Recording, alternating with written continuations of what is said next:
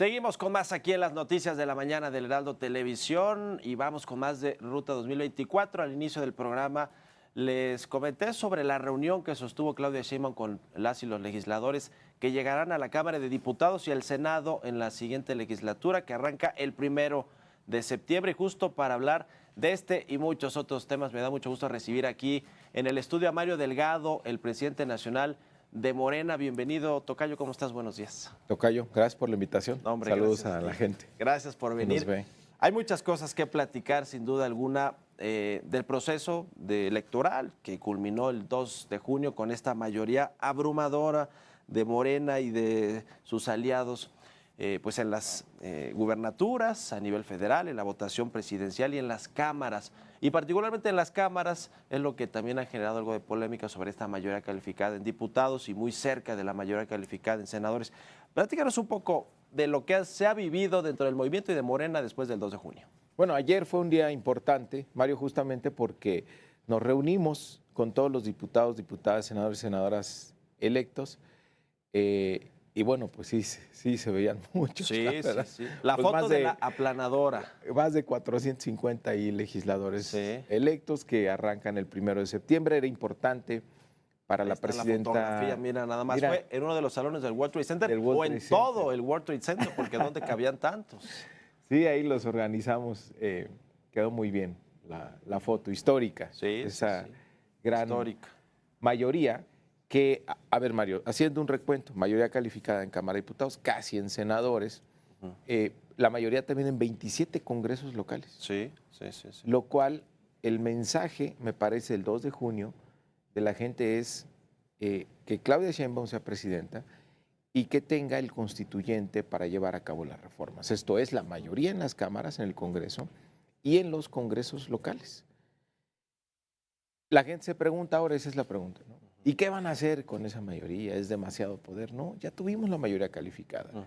Y a diferencia de la mayoría, cuando la tenía el PRI y el PAN, que aprobaron el FOBAPROA, aumentos de impuestos, una reforma energética entreguista, la mal llamada reforma educativa, presupuestos llenos de moches, de privilegios, la mayoría de Morena lo que ha hecho es reformas a la Constitución que han sido muy favorables, por ejemplo, que la corrupción sea delito grave, se eliminaron las pensiones de expresidentes, las reformas al artículo 4 constitucional para que haya nuevos derechos sociales, la pensión para los adultos mayores, las becas para los niños, las niñas, los jóvenes, los apoyos para las personas con discapacidad, la transformación del sistema de salud, el nuevo artículo 3 constitucional.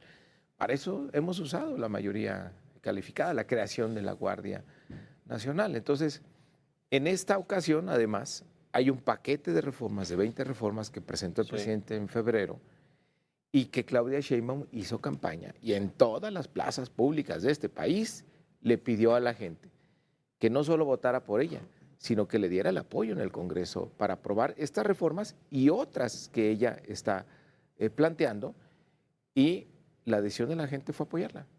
¿Van a escuchar a las minorías? No solo me refiero a la oposición en el Congreso, sino a los empresarios, a los inversionistas. Van a hacer una reforma al Poder Judicial. ¿Realmente va a escuchar al Poder Judicial? Y cuando digo escuchar es sí lo que ellos les proponen. Por ejemplo, hoy sé que el CC le va a proponer a Claudia Sheinbaum que haya candados muy estrictos si se van a elegir a ministros, jueces y magistrados por voto popular. Candados institucionales para evitar que la elección pueda ser partidista. Claro. Estas cosas las van a incluir en la reforma, porque eso es lo que le preocupa a las minorías o a los grupos de poder. Tenemos un mandato muy claro de las mayorías, que es impulsar estas reformas. Por supuesto que siempre hemos sido una mayoría dialogante. Me gusta poner el ejemplo, Mario. Sí. Yo fui senador de oposición. Sí. 6 años. Sí. No logré que, sin exagerar, que una coma que yo hubiera propuesto se hubiera agregado a una reforma de ley. Nunca en los 6 años me fui en blanco. Incluso ya... Dice Noroña que les apagaban el micrófono. Hasta nos apagaban el micrófono. Sí. Yo fui coordinador de la mayoría de Morena. E incluso hay leyes propuestas por los partidos de oposición, reformas a leyes que fueron aprobadas. Cosa que un legislador de oposición antes no podía platicar. Entonces somos una mayoría de la... Obviamente siempre cuidamos la esencia del proyecto. En el caso de la reforma al Poder Judicial, yo coincido con el presidente de la República, el tema de la elección de jueces y ministros pues no es negociable, porque es una reforma que necesitamos profunda, en serio. Ahí están los números de las encuestas. La gente coincide en que hay una gran necesidad de reformar el Poder Judicial. No tenemos el Poder Judicial que necesita nuestro país.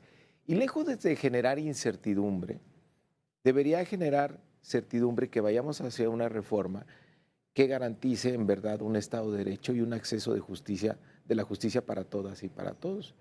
Actualmente, ¿quiénes defienden el sistema? Pues quienes se privilegian del mismo. Los que tienen acceso, que son muy pocos, que son unos cuantos, necesitas tener dinero, necesitas tener, poder pagar abogados, necesitas tener conexiones. ¿Eso se va a acabar con esta Pues reforma se tiene judicial? que acabar, pues es lo que se busca, que haya un acceso para todas y para todos y que efectivamente tengamos un Estado de Derecho. Eso garantiza más certidumbre, no solo a los inversionistas, sino a toda la gente que nos va a ayudar también en el tema de acabar con la impunidad y ayudar a este proceso de construcción de paz que sea fruto de la justicia. Hay quienes dicen que esta reforma judicial responde a una venganza del presidente López Obrador porque los ministros y jueces, muchos no pasaron sus reformas, no las aprobaron, o cuando se fueron a acciones de inconstitucionalidad o amparos, pues pararon obras prioritarias y reformas que él propuso y que entonces pues ahora les va a pasar la aplanadora. No, ¿Qué yo dices creo a que eso? ¿Qué respondes a eso? Porque son no es un críticas del tema, mismo Poder Judicial. no es un tema personal, Mario, del presidente. Creo que se excedió esta corte. En sus atribuciones como asumiendo, ministros claro, y ministras. en sus atribuciones, asumiéndose como un supremo poder conservador que incluso en algunas de sus decisiones anuló las decisiones del Congreso, del legislativo. O sea, pasó por encima del legislativo, innumerables veces por el Ejecutivo, pero reformas aprobados por una mayoría con la legitimidad del voto popular fueron anuladas porque ellos se sienten por encima, lo cual es pues, absolutamente falso. O sea, hablan de equilibrio de poderes y se asumen como un supremo poder conservador. No está por encima de los demás poderes el poder judicial. Por eso tiene que ser reformado, porque es reflejo de la corrupción que prevalece en él mismo. Mario Delgado, tú entiendes muy bien los temas económicos y financieros, porque además de que fuiste secretario de Finanzas, es tu formación académica.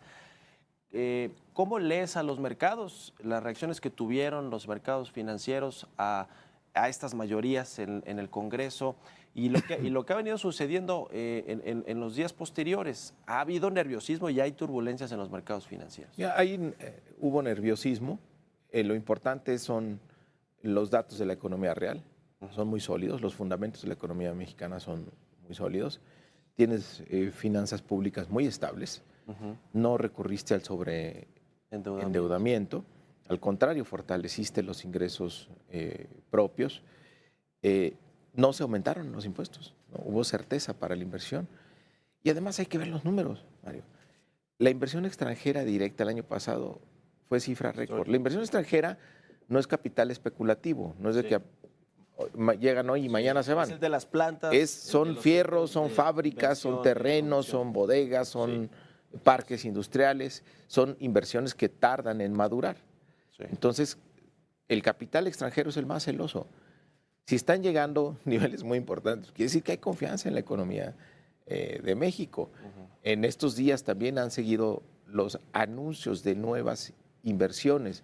Nos decía el presidente en una de las mañaneras que hay casi 40,000 millones de dólares en anuncios tan solo en este año, que van a materializarse en este año y en el que sigue. Entonces, hay cierta, digamos, nerviosismo. Tenemos que encontrar una forma eficaz de comunicarnos con los mercados para que se borre esta incertidumbre. Yo recuerdo, en el 2018 fue algo parecido, que decían que López Obrador era populista, que iba a gastar más de lo que tenía, que iba a endeudar al país, que el dólar se iba a ir a 30. Y mira, ha ocurrido justo lo contrario. Tenemos una moneda que se fortaleció por primera vez en muchos años. Tuviste crecimiento económico el año pasado, ya una vez superado el tema de la pandemia, muy favorable. Tenemos más empleos que antes de la pandemia, más de 22 millones de empleos formales, también cifra récord. Se quitó ese mito terrible que construyó el neoliberalismo de que el salario no podía crecer más que la inflación. se ha recuperado en 5 años el poder adquisitivo que se perdió en los últimos 36 Sí. y ha fortalecido el mercado interno. Ha habido una inversión en la gente con los programas sociales inédita y además ha reorganizado el gobierno el gasto público para que en lugar de financiar gasto corriente, lujos, privilegios, se vaya a inversión en proyectos de inversión como la refinería, como el Tren Maya, como carreteras, como hospitales. Y este aumento de la inversión pública, que los neoliberales decían que el gobierno no debería hacer, ha detonado la inversión privada. Más la inversión extranjera directa, trae 25 puntos del PIB de inversión, algo que no veía desde hace mucho tiempo, y eso va a hacer crecer a la economía. Se habla de que Claudia Sheinbaum va a ir a Estados Unidos a hacer una gira, a hablar con inversionistas y eso. ¿Sabes algo de eso? No, no lo sé. Tiene una agenda muy intensa este fin de semana. Va nuevamente con el presidente. Sí. Va a Oaxaca y otros estados.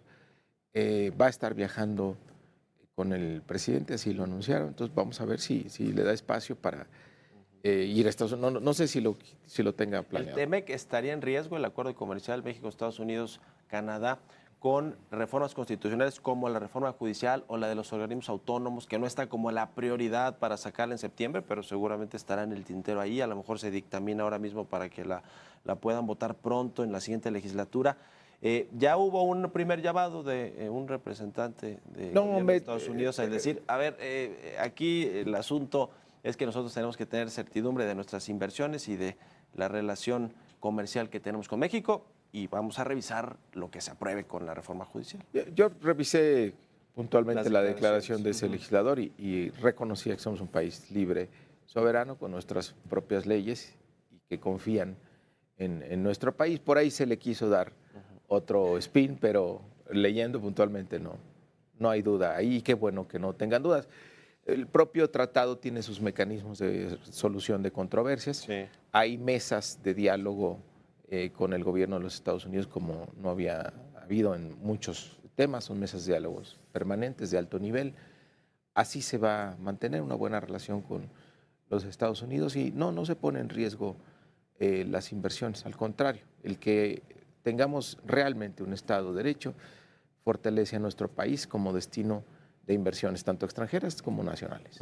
Se ha llamado, hablando del tema del partido y del movimiento de la 4T y de Morena, del partido Morena, se ha hablado de que hay mucha unidad, de que se va a cerrar las filas, como sucedió con el proceso interno, como sucedió con toda la elección de este año, pero también se reconoce que hay, no sé si llamarlas tribus o corrientes, pero sabemos que están los puros, los que se dicen los puros, los cofundadores del movimiento, los radicales, los que son más moderados.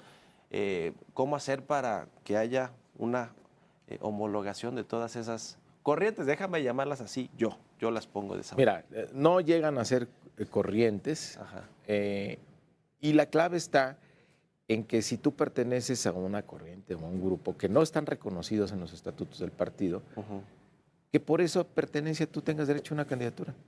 Mientras las candidaturas se sigan definiendo por encuestas, por consenso y por tómbola, los plurinominales, no tienes problema de que Morena vaya a dividirse.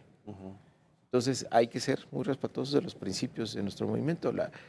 La pluralidad dejó de ser una debilidad, al contrario, es nuestra fortaleza y quedó demostrado el pasado 2 de junio con la altísima preferencia que tiene Morena y los estudios que hacen después de que vota la gente, como pues votaron por Morena clases medias, clases bajas, clases altas, y personas con formación de preparatoria, de secundaria, superior, en fin, de todos, ¿no? Entonces, esa es la virtud que tiene nuestro movimiento. Quien siga en la dirigencia del movimiento debe ser muy celoso de estar cuidando siempre sus estatutos. Además tienes una militancia que no está ahí mujer exigiendo. ¿La nueva presidenta de Morena? No lo sabemos, tendrá que... Habla de Luisa María Alcalde o de Citlali Hernández, que fue la secretaria. Pues imagínate, porque va al Senado igual. Sí, no, pues son dos compañeras extraordinarias, tienen toda la capacidad y el liderazgo, el reconocimiento de la militancia, pero bueno, hay que esperar, hay que hacer una convocatoria. Mañana es día clave porque mañana se va a anunciar la primera parte del gabinete. Mañana anuncia la primera parte del del gabinete. Sí. Mira, una de las, siempre preguntan, la institucionalidad de Morena. Sí. Resolvimos 20,000 candidaturas de más de 100,000 aspirantes y no tenemos una sola ruptura. Entonces Morena está listo para hacer un cambio de dirigencia sin sobresaltos, con mucha unidad, con fortalecimiento de lo que se ha logrado. Somos un partido, tal vez seamos el partido más ganador en la historia de este país. Sí, sí. Va a haber dos grandes líderes, no sé si morales, déjame decirlo así, de Morena, el presidente López Obrador, fundador del movimiento, y Claudia Sheinbaum, la presidenta en funciones, cuando llegue el 1 de agosto. Claudia Sheinbaum tiene el bastón De de octubre, mando perdón, sí. que le entregó Andrés Manuel López Obrador. Andrés Manuel López Obrador va a estar presente. Es inevitable, Mario, y qué bueno. Va a estar presente a través de su legado. El legado que deja Andrés Manuel principalmente está en la gente, está en el pueblo, está en la mentalidad, en el cambio que logró en esa conciencia de la gente, que se vio demostrado el 2 de junio. Es un espaldarazo también a la administración del presidente López Obrador. Sí, sí, sí. Sin duda. Sí. Nadie podría dudarlo. ¿Y por qué va a estar presente Andrés Manuel López Obrador?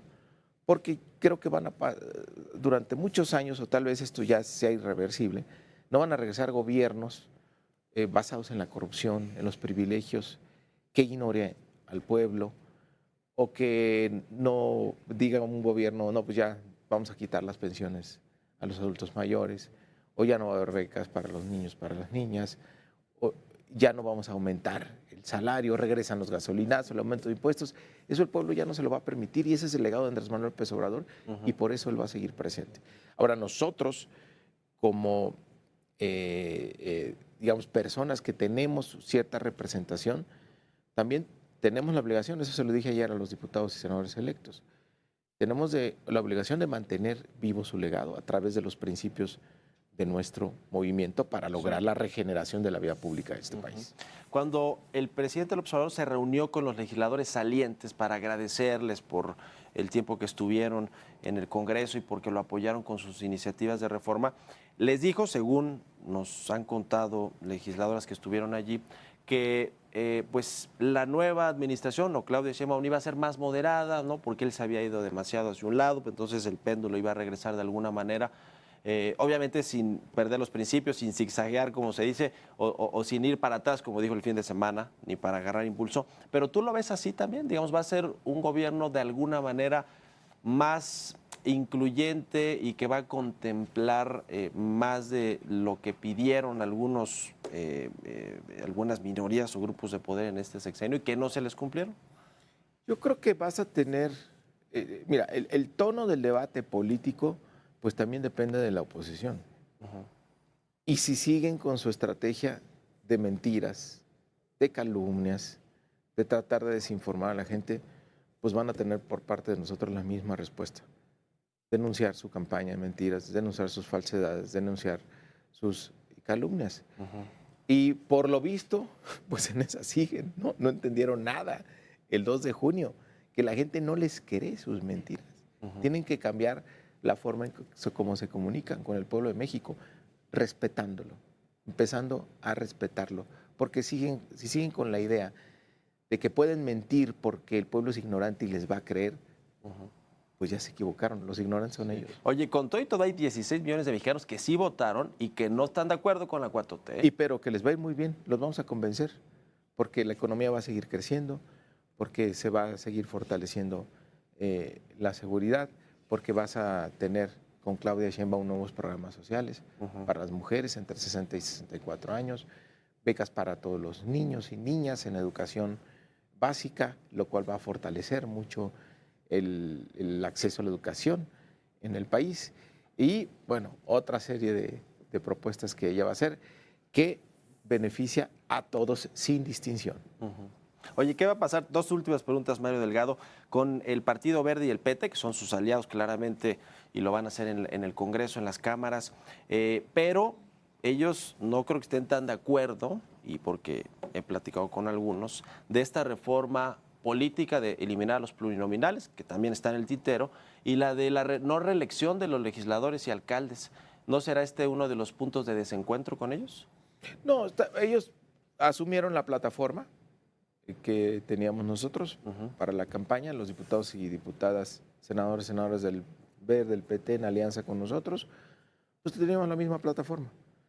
Entonces, pues ahora tenemos que responderle a la O sea, se tienen que alinear, aunque no es que queden chiquitos y si pasan esta reforma. No es que se alineen, es que compartimos el proyecto. Sí. Les fue muy bien ahora, entonces... Sí, en el verde va a ser la segunda fuerza en diputados. Imagínate, ya los convencimos de que la mejor campaña, la mejor estrategia política que puede tener un partido es impulsando reformas que beneficien a la gente.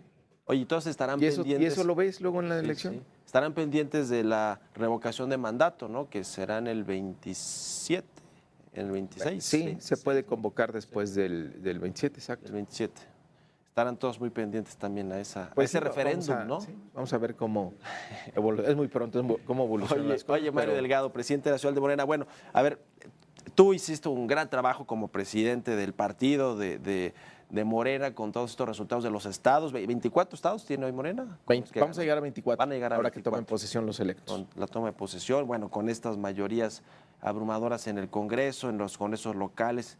¿Qué viene para ti? Porque, a ver, se ha dicho dos cosas, Secretaría de Gobernación, Secretaría del Bienestar. Ya sé que tú no lo defines y que mañana Claudia Sheinbaum va a presentar aparte su gabinete, pero ¿te ves allí en alguna de esas dos posiciones del gabinete? Pues mañana lo sabremos. Mario, yo estoy muy satisfecho con lo que me ha tocado vivir.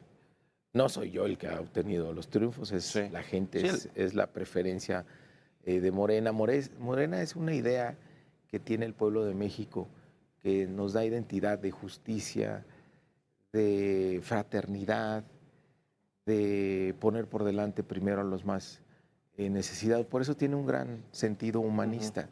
Y a mí lo único que me tocó fue organizar esa fuerza. Yo lo dije en una entrevista hace poco. Pero estás más que satisfecho con los resultados como presidente del partido. Claro, y con el abrazo que me dio Claudia Sheinbaum la noche del 2 de junio cuando confirmamos que teníamos el plan C, pues yo me siento feliz con eso, satisfecho. Lo del gabinete es una nueva etapa, ahí sí es borrón y cuenta nueva. Ella tiene toda la libertad de seleccionar a los hombres y mujeres con que va a ser el equipo para gobernar este país. Y si va a anunciar ya mañana, no creo que los anuncie de sorpresa, ya los llamó, ya habló con algunos. Pues vamos a ver qué pasa. Yo creo. Bueno, yo pienso que van a ser unas de estas dos, ya mañana estaremos dando la información o el viernes de qué se diga en esta reunión, de qué se anuncie, pues, ¿no? Pero interesante. Muchas gracias, Mario Delgado, por haber venido aquí al estudio. Gracias a ti, Mario, gracias por la oportunidad. Mario Delgado, el presidente nacional de Morena, y quizá a partir de mañana ya tendrá otro cargo, por lo menos virtual, de aquí a que se toma de protesta Claudia Sheinbaum como presidenta constitucional el 1 de octubre.